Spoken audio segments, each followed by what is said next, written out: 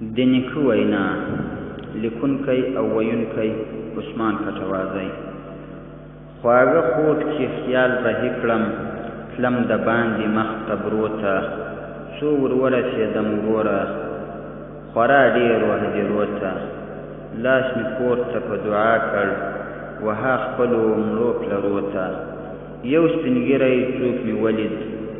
شو له قبر نه راپورته، په حسرت و په ژړا یې وکتله زما ولور ته،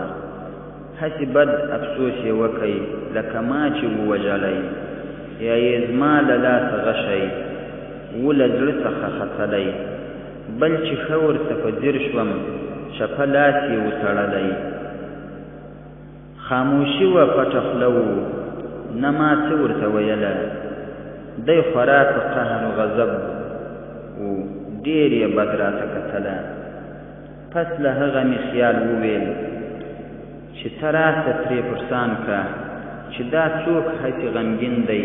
او خبر یې په حال ځان که، او چې څوک دی ته معلوم که باخبر یې ځان په شان که، بل چې څنګه دلته پروت دی څنګه پاتې دی و ماته، ولې داسې بد بد ګوري د ګور مړی زما وفاته،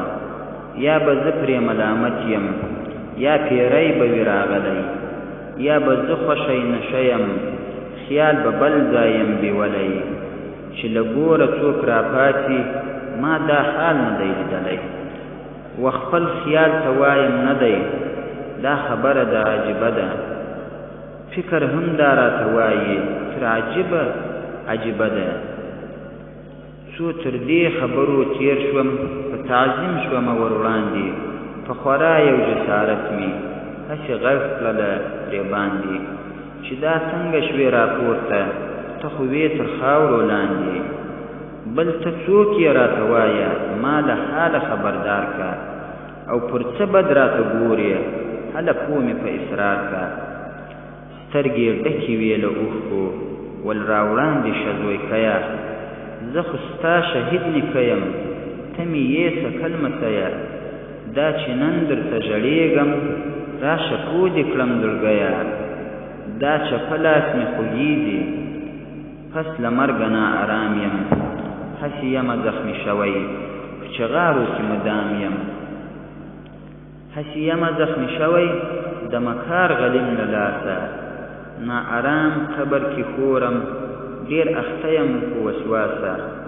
اوس به نقل درته وکړم غوږ پر نیسه کښېنه راسه، زما خوږه زویکه چې خبر دې په احوال کړم، او و تا ته دا ښکاره ده خپل تېر شوي خیل وکال کړم،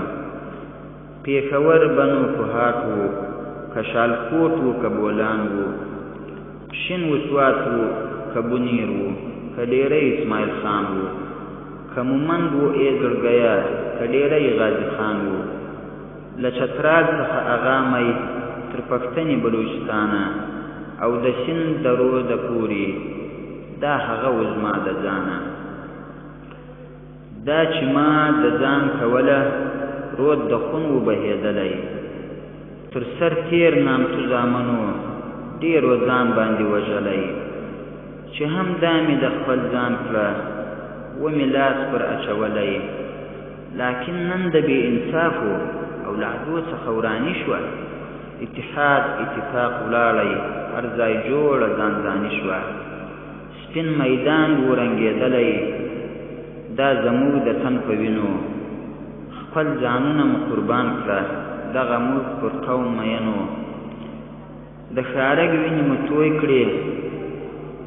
د دغو غرو په لمنو، مګر دا څنګه زامن دي ټول یې ووته له لاسه، پر هغه باندې سربیره جدایي خوښه د لاسه، چې دا دوی ټوکر ټوکر شوه پر ما جوړه شول ټکونه،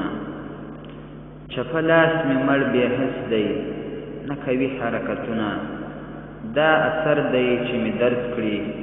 نور همه د تن بندونه، خدایه کم طبیب به راشي چې مې دا درد را دوا کړي، او دا نوم د بېننګیو